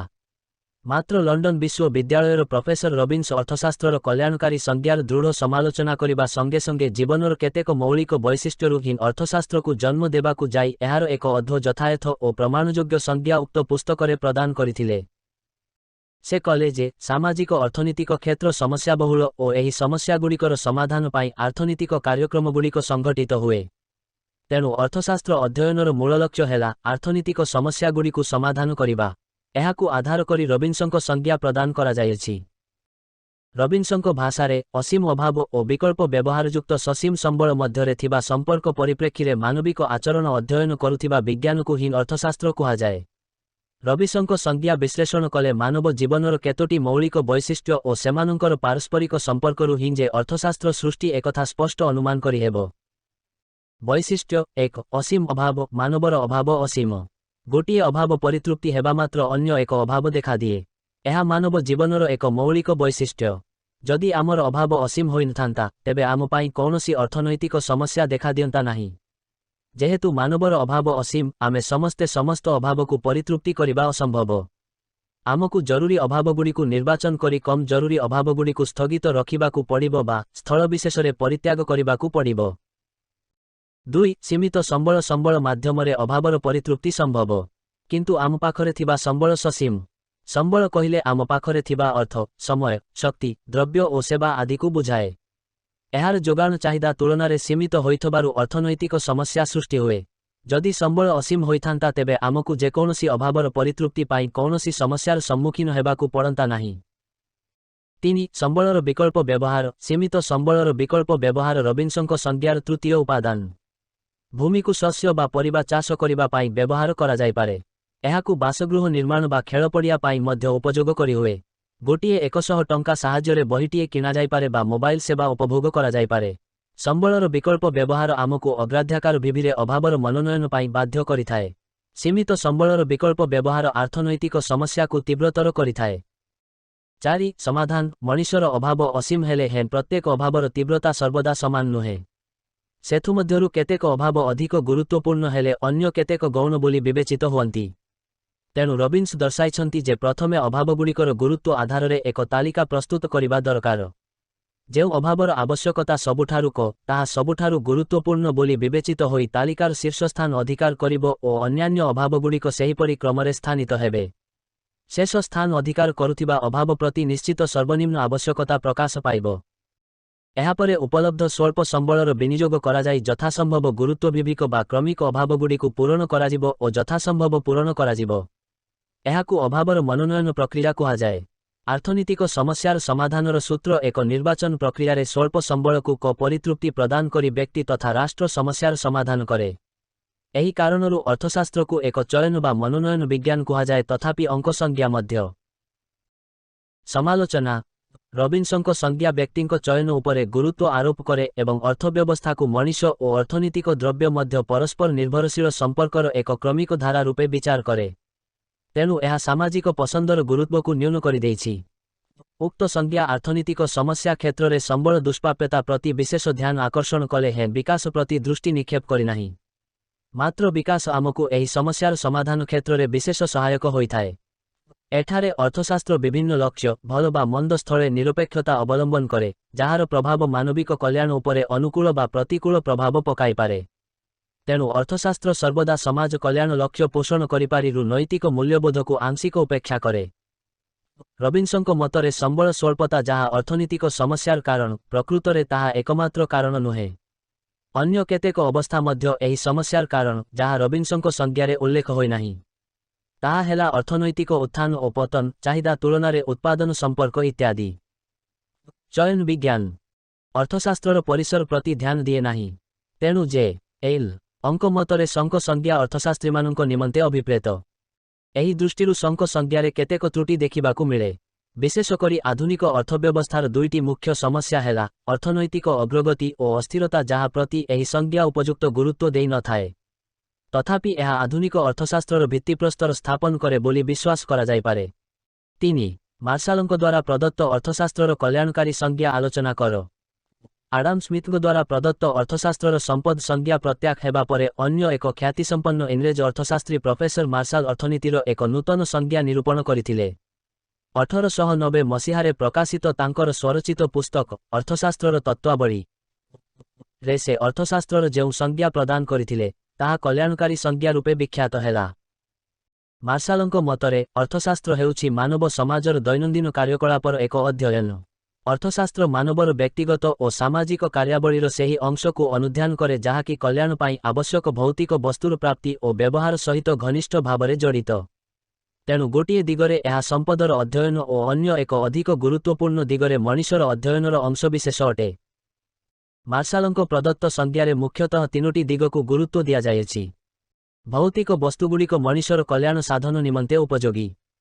ଅର୍ଥଶାସ୍ତ୍ର ମାନବ ଜୀବନର ସାଧାରଣ କାର୍ଯ୍ୟାବଳୀକୁ ଅନୁଧ୍ୟାନ କରେ। ସେହି ସାଧାରଣ କାର୍ଯ୍ୟାବଳୀ ପାର୍ଥିବ ବସ୍ତୁଗୁଡ଼ିକର ଅର୍ଜନ ଓ ବିନିଯୋଗ ସହ ଘନିଷ୍ଠ ଭାବେ ଜଡ଼ିତ। ସମାଲୋଚନା। ମାର୍ଶାଲଙ୍କ ସଂଜ୍ଞା ଅନେକ ଅର୍ଥଶାସ୍ତ୍ରୀମାନଙ୍କ ଦ୍ୱାରା ସମାଲୋଚିତ ହୋଇଥିଲା। ସେଥିମଧ୍ୟରୁ ଲିଓନେଲ ରବିନ୍ସ ଅନ୍ୟତମ। ଅର୍ଥଶାସ୍ତ୍ରର କଲ୍ୟାଣକାରୀ ସଂଜ୍ଞା ନିମ୍ନୋକ୍ତ କାରଣରୁ ସମାଲୋଚିତ ହୋଇଛି। 1. ମାର୍ଶାଲଙ୍କ କଲ୍ୟାଣକାରୀ ସଂଜ୍ଞାରେ କେବଳ କଲ୍ୟାଣ ବୃଦ୍ଧିକାରୀ ଦ୍ରବ୍ୟଗୁଡ଼ିକୁ ହିଁ ବିଚାରକୁ ନିଆଯାଇଛି। ମାତ୍ର ଅନ୍ୟ ପାର୍ଶ୍ୱରେ ମଦ୍ୟ, ସିଗାରେଟ୍ ଓ ଅଫିମ ଆଦି କେତେକ କ୍ଷତିକାରକ ଦ୍ରବ୍ୟ ମାନବର କଲ୍ୟାଣକୁ ଲୋପ କରିବାରେ ସହାୟକ ହୋଇଥାଏ। ଏହିଗୁଡ଼ିକୁ ମଧ୍ୟ ଅର୍ଥଶାସ୍ତ୍ର ଅଧ୍ୟୟନ କରେ, କାରଣ ସେଗୁଡ଼ିକ ମଣିଷର ଅଭାବକୁ ପରିତୃପ୍ତ କରିଥାନ୍ତି। 2. ମାର୍ଶାଲଙ୍କ ପ୍ରଦତ୍ତ ସଂଜ୍ଞା ସମ୍ପୂର୍ଣ୍ଣ ନୁହେଁ, କାରଣ ଏହା କେବଳ ପାର୍ଥିବ ଦ୍ରବ୍ୟର ଅର୍ଜନ ଓ ଏହାର ବ୍ୟବହାର ସମ୍ପର୍କରେ ଅଧ୍ୟୟନ କରେ। ଶିକ୍ଷକଙ୍କ ଶିକ୍ଷାଦାନ, ଡାକ୍ତରଙ୍କ ରୋଗୀ ସେବା ଆଦି ଅପାର୍ଥିବ ଦ୍ରବ୍ୟ ମାନବର ଅଭାବର ପରିପୂରିରେ ସହାୟକ କରେ। ଏହି ଅପାର୍ଥିବ ଦ୍ରବ୍ୟଗୁଡ଼ିକ ମାର୍ଶାଲଙ୍କ ସଂଜ୍ଞାରୁ ବାଦ୍ ପଡ଼ିବା ଫଳରେ ଅର୍ଥଶାସ୍ତ୍ରର ସଂଜ୍ଞା ଅସମ୍ପୂର୍ଣ୍ଣ ବୋଲି ବିବେଚନା କରାଗଲା। 3. କଲ୍ୟାଣ ଏକ ସାମାଜିକ ଧାରଣା ଓ ବ୍ୟକ୍ତିବିଶେଷ ସ୍ଥଳେ ଭିନ୍ନ ଭିନ୍ନ ହୋଇଥିବାରୁ ଏହା ସଠିକ୍ ପରିମାପ ମଧ୍ୟ ସମ୍ଭବ ନୁହେଁ। ପିଗୁ ଏହି ସମାଜ କଲ୍ୟାଣକୁ ମୁଦ୍ରା ଆକାରରେ ମାପ କରିବାରେ ଚେଷ୍ଟା କରିଥିଲେ ହେଁ ଏହା ଏକ ପରିମାପ ନୁହେଁ। 4. ମାର୍ଶାଲଙ୍କ କଲ୍ୟାଣକାରୀ ସଂଜ୍ଞା ଅର୍ଥଶାସ୍ତ୍ରକୁ ଏକ ସାମାଜିକ ବିଜ୍ଞାନ ରୂପେ ବିଚାର କରିଛି। ସମାଜରେ ଥିବା ମନୁଷ୍ୟମାନଙ୍କର କାର୍ଯ୍ୟାବଳୀକୁ ଏହା ଅନୁଧ୍ୟାନ କରିଥାଏ। ଏହି ସଂଜ୍ଞାକୁ ଗ୍ରହଣ କଲେ ନିର୍ଜନ ଦ୍ୱୀପରେ ଏକାକୀ ବାସ କରୁଥିବା ରବିନସନଙ୍କୁ ସେ ଅର୍ଥନୀତିର ପରିସର ବାହାରେ ରହିଯିବେ। ଏହା ଗ୍ରହଣଯୋଗ୍ୟ ନୁହେଁ, କାରଣ ଏକାକୀ ବାସ କଲେ ମଧ୍ୟ ଅର୍ଥଶାସ୍ତ୍ର କେତେକ ମୌଳିକ ସୂତ୍ର ଦ୍ୱାରା ପରିଚାଳିତ ହୋଇଥାଏ। ଜରୁରୀ ଆବଶ୍ୟକତାକୁ ସେ କାର୍ ଦେଇ ତାଙ୍କର ସୀମିତ ସମ୍ବଳକୁ ବିନିଯୋଗ କରିଥାନ୍ତି। ତେଣୁ କେତେକ ଅର୍ଥଶାସ୍ତ୍ରୀଙ୍କ ମତରେ ଅର୍ଥଶାସ୍ତ୍ରକୁ ଏକ ସାମାଜିକ ବିଜ୍ଞାନ ଅପେକ୍ଷା ମାନବ ବିଜ୍ଞାନ ରୂପରେ ବିଚାର କରାଯିବା ଆବଶ୍ୟକ। 4. ବ୍ୟଷ୍ଟି ଅର୍ଥନୀତି ସମ୍ପର୍କରେ ଆଲୋଚନା କର। ବିଶିଷ୍ଟ ଇଂରେଜ ଅର୍ଥଶାସ୍ତ୍ରୀ ଆଡାମ ସ୍ମିଥ ଅର୍ଥଶାସ୍ତ୍ରର ସ୍ରଷ୍ଟା ରୂପେ ସମ୍ମାନିତ। ଅର୍ଥଶାସ୍ତ୍ର ଏକ ସାମାଜିକ ବିଜ୍ଞାନ। ସାମାଜିକ ବିଜ୍ଞାନର ପରିସର ଓ ବିଷୟବସ୍ତୁ ଅତି ବ୍ୟାପକ। ଏହାର ରାଜନୈତିକ, ସାମାଜିକ, ଐତିହାସିକ, ଅର୍ଥନୈତିକ ଆଦି ବିଭିନ୍ନ ଦିଗ ରହିଅଛି। ରାଜନୀତି ବିଜ୍ଞାନ ବ୍ୟକ୍ତିର ରାଜନୈତିକ ଜୀବନକୁ ଅଧ୍ୟୟନ କରେ। ସମାଜ ବିଜ୍ଞାନ ସାମାଜିକ ଜୀବନକୁ ଆଲୋଚନା କରିଥାଏ। ସେହିପରି ଅର୍ଥଶାସ୍ତ୍ର ସମାଜରେ ବ୍ୟକ୍ତିବିଶେଷଙ୍କର ଅର୍ଥନୈତିକ ଦିଗକୁ ଅଧ୍ୟୟନ ଓ ଆଲୋଚନା କରେ। 2ଟି ପୁରାତନ ଗ୍ରୀକ୍ ଶବ୍ଦରୁ ଅର୍ଥଶାସ୍ତ୍ର ଶବ୍ଦର ଉତ୍ପତ୍ତି ଘଟିଅଛି। ଗ୍ରୀକ୍ ଶବ୍ଦ ଓଇକୋସ୍, ଯାହାର ଅର୍ଥ ପରିବାର ଏବଂ ନେମେ, ଯାହାର ଅର୍ଥ ପରିଚାଳନାକୁ ନେଇ ଅର୍ଥଶାସ୍ତ୍ର ର ସୃଷ୍ଟି ହୋଇଅଛି। ଏହାର ସମ୍ପୂର୍ଣ୍ଣ ଅର୍ଥ ହେଲା ପରିବାର ପରିଚାଳନା। ପରିବାରର ସମ୍ବଳ ସୀମିତ ଓ ଅଭାବ ଅନେକ। ତେଣୁ ପରିବାରକୁ ଭାବେ ପରିଚାଳନା କରିବା ପାଇଁ ବ୍ୟକ୍ତି ସର୍ବଦା ନିଜର ସୀମିତ ସମ୍ବଳ ଓ ଅସୀମ ଅଭାବ ମଧ୍ୟରେ ସଂଯୋଜନା ସ୍ଥାପନ କରି ପରିତୃପ୍ତିର ସର୍ବାଧ୍ୱରଣ ନିମିତ୍ତ ଚେଷ୍ଟିତ ହୋଇଥାଏ। ସେହିପରି ବ୍ୟକ୍ତିକୁ ନେଇ ଗଠିତ ମଣିଷ ସମାଜ ମଧ୍ୟ ସର୍ବଦା ସୀମିତ ସମ୍ବଳ ଓ ଅସୀମ ଲକ୍ଷ୍ୟର ସଂଯୋଜନା କରି ସାମାଜିକ ପରିତୃପ୍ତିର ସର୍ବାଧ୍ୱରଣ ନିମିତ୍ତ ପ୍ରୟାସୀ ହୋଇଥାଏ। ଗ୍ରୀକ୍ ଦାର୍ଶନିକ ଅଙ୍କ ମତରେ ଅର୍ଥଶାସ୍ତ୍ର ପରିବାର ଓ ରାଜ୍ୟ ପରିଚାଳନାକୁ ବୁଝାଏ। ଭାରତୀୟ ରାଜନୀତିଜ୍ଞ ଚାଣକ୍ୟ ଏହାକୁ ଉଭୟ ଆର୍ଥନୀତିକ ଓ ରାଜନୈତିକ କାର୍ଯ୍ୟକଳାପରେ ବ୍ୟବହାର କରିଥିଲେ। ଅଙ୍କ ମତରେ ସମ୍ପଦର ଉତ୍ପାଦନ, ଉପଭୋଗ, ବିନିମୟ ଓ ବଣ୍ଟନ ସମ୍ବନ୍ଧୀୟ ମାନବୀୟ କାର୍ଯ୍ୟକଳାପ ଏବଂ ବସ୍ତୁଗତ ଘଟଣାବଳୀ ସମ୍ବନ୍ଧରେ ଅଧ୍ୟୟନ କରିବା ହେଉଛି ଅର୍ଥନୀତିର ଅଭିପ୍ରାୟ। ଆଧୁନିକ ଅର୍ଥନୀତିଜ୍ଞ ସୁମେଟର ଓ ଅଙ୍କ ମତରେ ଏହା ସମସ୍ତ ଆର୍ଥନୀତିକ କାର୍ଯ୍ୟକଳାପ ଯଥା ଉତ୍ପାଦନ, କାର୍ଯ୍ୟକୁଶଳତା, ଉତ୍ପାଦିକା ଶକ୍ତିରେ ହ୍ରାସ, ଅର୍ଥନୈତିକ ମାନ୍ଦା ଅବସ୍ଥା, ବେକାରୀ, ଦାରିଦ୍ର୍ୟ ଆଦିର କାରଣ ଉପରେ ମଧ୍ୟ ଆଲୋଚନା କରିଥାଏ। ଅର୍ଥନୈତିକ କାର୍ଯ୍ୟାବଳୀକୁ ନିମ୍ନୋକ୍ତ ପ୍ରକାରରେ ବିଭକ୍ତ କରାଯାଏ ଯଥା ଉପଭୋଗ, ଉତ୍ପାଦନ, ବିନିମୟ, ବଣ୍ଟନ। ଏହିସବୁ କାର୍ଯ୍ୟାବଳୀକୁ 2ଟି ପ୍ରକାରରେ ଅଧ୍ୟୟନ କରାଯାଇପାରେ, ବ୍ୟଷ୍ଟି ଅର୍ଥନୀତି ଓ ସମଷ୍ଟି ଅର୍ଥନୀତି। 1933 ମସିହାରେ ପ୍ରଫେସର ଫ୍ରିସିକ୍ ସର୍ବପ୍ରଥମେ ଅର୍ଥନୀତିକୁ ବ୍ୟଷ୍ଟି ଓ ସମଷ୍ଟି ଅର୍ଥନୀତି ନାମରେ 2 ଭାଗରେ ବିଭକ୍ତ କରିଥିଲେ। ବ୍ୟଷ୍ଟି ବା ଗ୍ରୀକ୍ ଶବ୍ଦ ରୁ ଉଦ୍ଧୃତ ର ଅର୍ଥ କ୍ଷୁଦ୍ର। ତେଣୁ ବ୍ୟଷ୍ଟି ଅର୍ଥନୀତି କୌଣସି ଏକ ଉପଭୋକ୍ତା, ଏକ ପ୍ରତିଷ୍ଠାନ, ଏକ ବଜାର, ଏକ ଦ୍ରବ୍ୟର ଦାମ ଇତ୍ୟାଦି ସମ୍ପର୍କରେ ଅଧ୍ୟୟନ କରିଥାଏ। ଏଠାରେ ଆଲୋଚନାର ପରିସର କ୍ଷୁଦ୍ର ଯାହା ସମୁଦାୟ ନୁହେଁ, ବରଂ ଏହା ସମୁଦାୟର ଏକ ଅଂଶ। ବ୍ୟଷ୍ଟି ଅର୍ଥନୀତି ଅନ୍ୟାନ୍ୟ ବିଷୟ ଅପରିବର୍ତ୍ତିତ ରହିବ ବୋଲି ସର୍ଭ ରଖୁଥାଏ। ଉଦାହରଣ ସ୍ୱରୂପ ଆୟକୁ ସ୍ଥିର ରଖ ଉପଭୋକ୍ତାଙ୍କ ସନ୍ତୁଳନ ବ୍ୟଷ୍ଟି ଅର୍ଥନୀତି ନିର୍ଦ୍ଧାରଣ କରିଥାଏ। ବ୍ୟଷ୍ଟି ଅର୍ଥନୀତି ଅର୍ଥବ୍ୟବସ୍ଥାରେ ଆଂଶିକ ସନ୍ତୁଳନ ନିର୍ଦ୍ଧାରଣ କରେ। ଅନ୍ୟାନ୍ୟ ବିଷୟ ସ୍ଥିର ରଖ ଏହା ପୂର୍ଣ୍ଣ ସନ୍ତୁଳନ ସମ୍ବନ୍ଧରେ ଅଧ୍ୟୟନ ନ କରି ଏକ ନିର୍ଦ୍ଦିଷ୍ଟ ଅଂଶର ସନ୍ତୁଳନ ସମ୍ବନ୍ଧରେ ଆଲୋକପାତ କରେ। ଉପଭୋକ୍ତାଙ୍କ ସନ୍ତୁଳନ, ଉତ୍ପାଦନକାରୀଙ୍କ ସନ୍ତୁଳନ, ପ୍ରତିଷ୍ଠାନର ସନ୍ତୁଳନ ଇତ୍ୟାଦି ଆଂଶିକ ସନ୍ତୁଳନର ଉଦାହରଣ। ସାଧାରଣ ଭାବରେ ବ୍ୟଷ୍ଟି ଅର୍ଥନୀତି ସାଧାରଣ ଦର ସ୍ତର ସ୍ଥିର ରଖ ଆପେକ୍ଷିକ ଦରର ପରିବର୍ତ୍ତନ ସମ୍ବନ୍ଧରେ ଅଧ୍ୟୟନ କରେ। ଏହା ଏକ ନିର୍ଦ୍ଦିଷ୍ଟ ଦ୍ରବ୍ୟର ଦର ନିର୍ଦ୍ଧାରଣ କରେ ଏବଂ ବ୍ୟଷ୍ଟି ଅର୍ଥନୀତି ତତ୍ତ୍ୱ ଉପରେ ଗୁରୁତ୍ୱ ଆରୋପ କରିଥାଏ। 5. ଅର୍ଥଶାସ୍ତ୍ରର ପରିସର ଓ ବିଷୟବସ୍ତୁ ବିଷୟରେ ଆଲୋଚନା କର। ଅର୍ଥଶାସ୍ତ୍ରର ପରିସର ଅଭାବ ନାମକ ଅର୍ଥନୈତିକ ସମସ୍ୟାରୁ ହିଁ ଆରମ୍ଭ। ମାନବ ସଭ୍ୟତାର ବୃଦ୍ଧି ସଙ୍ଗେ ସଙ୍ଗେ ଅର୍ଥନୈତିକ ଅଭିବୃଦ୍ଧି ଘଟିଲା, ଯାହାଫଳରେ ଅର୍ଥଶାସ୍ତ୍ରର ପରିସର ବୃଦ୍ଧି ପାଇଲା। ମାନବର ଦୈନନ୍ଦିନ ଜୀବନରେ ବା ସମସ୍ତ ଅର୍ଥନୈତିକ କାର୍ଯ୍ୟକଳାପ ଅର୍ଥଶାସ୍ତ୍ରର ପରିସର ଅନ୍ତର୍ଭୁକ୍ତ ହେଲା। ଏହାର ପରିସର ଏକ ପକ୍ଷରେ ଏକ ବ୍ୟକ୍ତିର ସମସ୍ୟା ସହିତ ଜଡ଼ିତ ହେଲାବେଳେ ଅନ୍ୟ ପକ୍ଷରେ ସାମୂହିକ ଅର୍ଥନୈତିକ ସମସ୍ୟା ସହିତ ଜଡ଼ିତ ହେଲା। ତେଣୁ ପ୍ରଥମ କରି ପ୍ରଫେସର ଫ୍ରିସିକ ଦ୍ୱାରା ଅର୍ଥଶାସ୍ତ୍ରର ବିଷୟବସ୍ତୁକୁ 2 ଭାଗରେ ବିଭକ୍ତ କରାଗଲା ଯଥା ବ୍ୟଷ୍ଟି ଅର୍ଥନୀତି ଓ ସମଷ୍ଟି ଅର୍ଥନୀତି। ନିମ୍ନରେ ବ୍ୟଷ୍ଟି ଓ ସମଷ୍ଟି ଅର୍ଥନୀତିର ବିଷୟବସ୍ତୁଗୁଡ଼ିକ ବିଷୟରେ ଆଲୋଚନା କରାଯାଉଛି। ବ୍ୟଷ୍ଟି ଅର୍ଥନୀତି ଏହି ଅର୍ଥନୀତି ଏକ ନିର୍ଦ୍ଦିଷ୍ଟ ବ୍ୟକ୍ତି, ପ୍ରତିଷ୍ଠାନ ବା ଶିଳ୍ପକ୍ଷେତ୍ରର ଅର୍ଥନୈତିକ କାର୍ଯ୍ୟାବଳୀ ଅଧ୍ୟୟନ କରେ। ମୁଖ୍ୟତଃ ଏହା ଉପଭୋକ୍ତାର ଆଚରଣ ତତ୍ତ୍ୱ, ଉତ୍ପାଦକର ଆଚରଣ ତତ୍ତ୍ୱ ଏବଂ ଦରତ ବିଷୟରେ ଅଧ୍ୟୟନ କରିଥାଏ। ତେବେ ବ୍ୟଷ୍ଟି ଅର୍ଥନୀତି ପ୍ରଧାନତଃ ନିମ୍ନରେ ଆଲୋଚିତ ଚାରୋଟି ବିଷୟରେ ଅଧ୍ୟୟନ କରିଥାଏ। 1. ଉପଭୋଗ। ଅର୍ଥଶାସ୍ତ୍ରରେ ଉପଭୋଗର ଅର୍ଥ ହେଲା କୌଣସି ବସ୍ତୁର ବ୍ୟବହାର ଯୋଗୁଁ ଉପଯୋଗିତାର ଧ୍ୱଂସକୁ ବୁଝାଏ। ମାନବ କେଉଁ ନିୟମ ଉପଭୋଗ ପାଳନ କରିବା ଦ୍ୱାରା ଆତ୍ମତୃପ୍ତି ପାଇଥାଏ ତାହା ଆଲୋଚନା କରିଥାଏ। ଏହି ସମ୍ବନ୍ଧରେ ଆମେ କ୍ରମହ୍ରାସମାନ ଉପଯୋଗିତା ସୂତ୍ର, ସମସୀମାନ୍ତ ଉପଯୋଗିତା ସୂତ୍ର, ଚାହିଦା ସୂତ୍ର ଆଦି ଅଧ୍ୟୟନ କରିଥାଉ। 2. ଉତ୍ପାଦନ। ଉପଯୋଗିତାର ସୃଷ୍ଟିକୁ ଉତ୍ପାଦନ କୁହାଯାଏ। ଏହି ବିଷୟରେ ଆମେ ଉତ୍ପାଦନ ତତ୍ତ୍ୱ, ଯୋଗାଣ ତତ୍ତ୍ୱ ଆଦି ଅଧ୍ୟୟନ କରିଥାଉ ଯଦ୍ୱାରା ଉତ୍ପାଦକ କିପରି ଲାଭବାନ ହୋଇପାରିବ ତାହା ଜାଣିହୁଏ। 3. ବିନିମୟ। ଶ୍ରମ ବିଭାଜନ ଫଳରେ ବିନିମୟ ବ୍ୟବସ୍ଥା ଏକାନ୍ତ ଆବଶ୍ୟକ ହୋଇପଡ଼ିଛି। ମୁଦ୍ରାର ପ୍ରଚଳନ ବ୍ୟାଙ୍କ ବ୍ୟବସ୍ଥାର ପ୍ରସାର ଦେଶମାନଙ୍କ ମଧ୍ୟରେ ବାଣିଜ୍ୟ କରିଛି। ଏହି ବିଷୟରେ ଆମେ ଦ୍ରବ୍ୟର ବିନିମୟ ବ୍ୟବସ୍ଥା, ଏହାର ଚାହିଦା ଓ ଯୋଗାଣ ଏବଂ ବିଶେଷତଃ ଦ୍ରବ୍ୟର ମୂଲ୍ୟ ନିରୂପଣ ଓ ବଜାରର ଅନ୍ୟାନ୍ୟ ଆନୁଷଙ୍ଗିକ ପରିସ୍ଥିତିକୁ ଆଲୋଚନା କରିଥାଉ। 4. ବଣ୍ଟନ।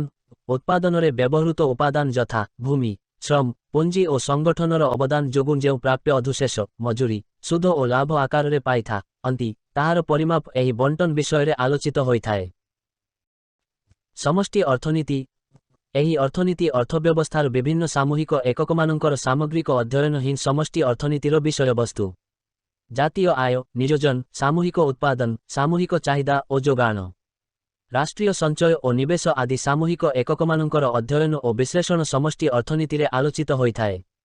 ଉପରୋକ୍ତ ବିଷୟଗୁଡ଼ିକ ସଂକ୍ଷେପରେ ନିମ୍ନରେ ଆଲୋଚନା କରାଯାଇଛି।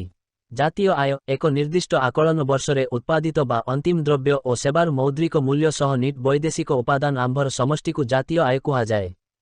ଏହି ବିଷୟରେ ଜାତୀୟ ଆୟ କିପରି ଆକଳନ କରାଯାଏ ତାହା ଆଲୋଚନା କରାଯାଏ। 1. ଜାତୀୟ ଆୟ ଏକ ନିର୍ଦ୍ଦିଷ୍ଟ ଆକଳନ ବର୍ଷରେ ଉତ୍ପାଦିତ ବା ଅନ୍ତିମ ଦ୍ରବ୍ୟ ଓ ସେବାର ମୌଦ୍ରିକ ମୂଲ୍ୟ ସହ ନିଟ୍ ବୈଦେଶିକ ଉପାଦାନ ଆମ୍ଭର ସମଷ୍ଟିକୁ ଜାତୀୟ ଆୟ କୁହାଯାଏ। ଏହି ବିଷୟରେ ଜାତୀୟ ଆୟ କିପରି ଆକଳନ କରାଯାଏ ତାହା ଆଲୋଚନା କରାଯାଏ। 2. ସାମଗ୍ରିକ ଚାହିଦା, ଉପଭୋଗ ଚାହିଦା, ବିନିଯୋଗ ଚାହିଦା, ସରକାରୀ ବ୍ୟୟ ଓ ନିଟ୍ ରପ୍ତାନିକୁ ନେଇ ଗଠିତ ସାଙ୍କେତିକ ଭାଷାରେ ସାମୂହିକ ଚାହିଦା। 3. ସାମୂହିକ ଯୋଗାଣ। କୌଣସି ନିର୍ଦ୍ଦିଷ୍ଟ ବର୍ଷରେ କୌଣସି ଅର୍ଥ ବ୍ୟବସ୍ଥାରେ ଦ୍ରବ୍ୟ ଓ ସେବାର ସାମଗ୍ରିକ ପ୍ରବାହକୁ ସାମୂହିକ ଯୋଗାଣ କୁହାଯାଏ। ସାଙ୍କେତିକ ଭାଷାରେ ଉପଭୋଗ, ସଞ୍ଚୟ। ଏତଦ୍ବ୍ୟତୀତ ଅର୍ଥଶାସ୍ତ୍ର ମୁଦ୍ରା, ବ୍ୟାଙ୍କ, ଆନ୍ତର୍ଜାତିକ ବାଣିଜ୍ୟ ଓ ରାଷ୍ଟ୍ରୀୟ ବିତ୍ତ ଆଦି ବିଷୟରେ ମଧ୍ୟ ଅଧ୍ୟୟନ କରିଥାଏ।